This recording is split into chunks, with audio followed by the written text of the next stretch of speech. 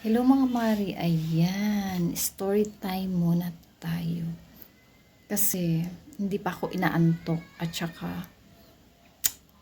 anong oras na 11:17. Naalala ko kasi bigla yung video ni Heart Evangelista na may nagtanong sa kanya kung magkano daw ang baon niya nung siya ay nag-aaral.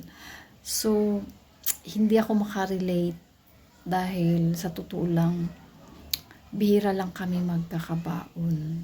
Promise. Oo, malaki. Malaki na yung 5 piso.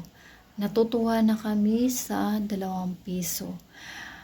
Maalala ko noon, yung paborito kong binibili doon sa malapit na sa school, yung Coco Bar.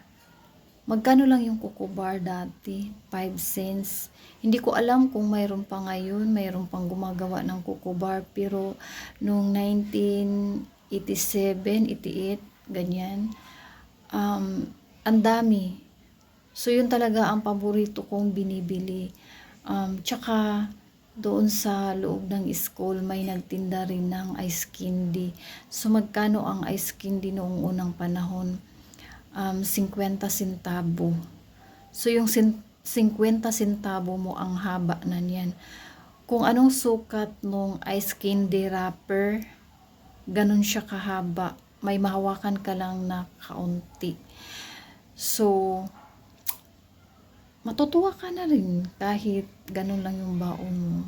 So, ikaw, magkano ba ang baon mo?